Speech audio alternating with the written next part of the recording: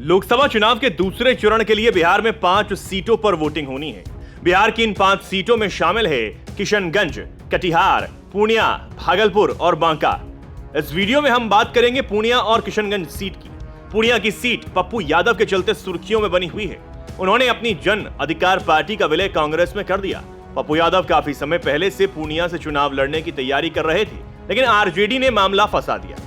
पप्पू यादव कहते हैं कि कांग्रेस में पार्टी का विलय करने से पहले उन्होंने लालू यादव और तेजस्वी यादव से मुलाकात भी की थी।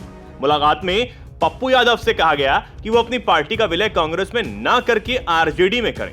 बदले में उनसे मधेपुरा और सुपौल की सीट देने का वादा भी किया गया। पप्पू यादव नहीं माने। बाद में आरजेडी ने जेडीयू से आई बीमा भारती को पूर्णिया से टिकट दे दिया।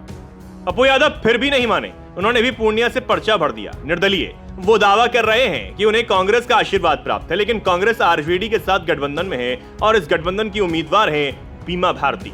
वो जेल में बंद अवधेश मंडल की पत्नी है। पप्पू यादव पूर्णिया से 3 बार सांसदी का चुनाव जीत चुके हैं। 1991, 1996 और 1999 में।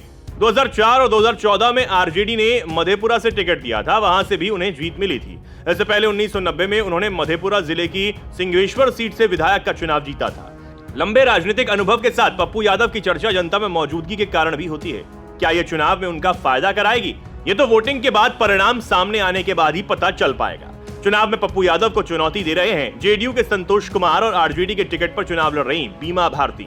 संतोष कुमार पूर्णिया से 2014 और 2019 का लोकसभा चुनाव जीत चुके हैं। इससे पहले 2010 में संतोष बीजेपी के टिकट पर पूर्णिया जिले की 22वीं विधानसभा सीट से विधायक रह चुके हैं। जानकार बता रहे हैं कि यहां बीमा भारती मुकाबले से बाहर हैं। उनका मानना है कि मेन लड़ाई पप्पू यादव और संतोष कुमार के बीच में है। उधर बीमा भारती के लिए खुद तेजस्वी यादव खड़े हैं। कहा यह जा रहा है कि पप्पू यादव प्रकरण के बाद लालू परिवार नहीं चाहेगा कि इस सीट पर पप्पू यादव को जीत मिले। तेजस्वी ने तो अपने एक हालिया बयान में लोगों से यह तक कह दिया कि अगर आप बीमा भारती को वोट नहीं दे रहे तो एनडीए को दे दीजिए। पप्पू यादव और संतोष कुमार के लिए पूर्णिया लोकसभा सीट की राजनीति नई नहीं है। दोनों यहां से जुड़े हुए हैं, चुनाव लड़ चुके हैं, जीत भी चुके हैं। वहीं इनकी तुलना में बीमा भारती के लिए पूर्णिया लोकसभा सीट की राजनीति नई है। हालांकि वो इस जिले की राजनीति से पूरी तरह से दूर भी नहीं रही।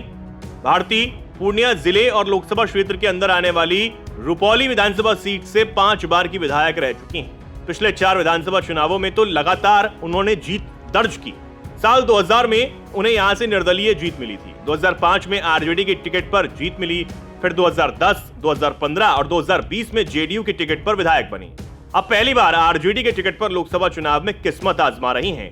अब बिहार की दूसरे चरण में होने वाली मुस्लिम बाहुल्य सीट किशनगंज की बात करेंगे। यहाँ मुस्लिम वोटर ही उम्मीदवारों की जीत और हार तय करते हैं। कांग्रेस, जेडीयू और असदुद्दीन ओवैसी की पार्टी एआईएमआईएम के बीच मुकाबला है। कांग्रेस ने मौजूदा एमपी मोहम्मद जावेद, जेडीयू ने मुजाहिद आलम और एआईएमआईएम में अख्तरुल ईमान को टिकट दिया है। पिछले 3 लोकसभा चुनावों में इस सीट पर कांग्रेस को जीत दर्ज हुई है। 2019 के लोकसभा चुनाव में बिहार की एकमात्र इसी सीट पर कांग्रेस को जीत मिल पाई थी। इसके पहले 2014 और 2009 में भी कांग्रेस को किशनगंज में जीत मिली थी। एआईएमआईएम के अख्तरुल ईमान अमौर से विधायक हैं, जो एआईएमआईएम के प्रदेश अध्यक्ष भी हैं। 2005 में आरजेडी के टिकट पर किशनगंज विधानसभा सीट पर उन्हें जीत हासिल हुई थी। अख्तरुल 2010 में आरजेडी के ही टिकट पर कोचाधामन से भी विधायक रह चुके हैं। कोचाधामन किशनगंज जिले में ही पड़ता है। 2008 में इसे विधानसभा क्षेत्र बनाया गया था। 2020 के बिहार विधानसभा चुनाव में एआईएमआईएम को 5 सीटों पर जीत मिली थी। हालांकि बाद में 4 विधायकों ने पार्टी का साथ छोड़ दिया था। इकलौते अख्तरुल ईमान पार्टी में रह गए। इस चुनाव के बाद से वो चर्चा में आ गए थे। अख्तरुल 2019 में भी एआईएमआईएम की टिकट पर यहां से लोकसभा का चुनाव लड़ चुके हैं, लेकिन हार गए थे। इससे पहले 2014 में भी यहीं से जेडीयू के टिकट पर लोकसभा का चुनाव वो लड़े थे, तब भी हार का सामना उन्हें करना पड़ा था।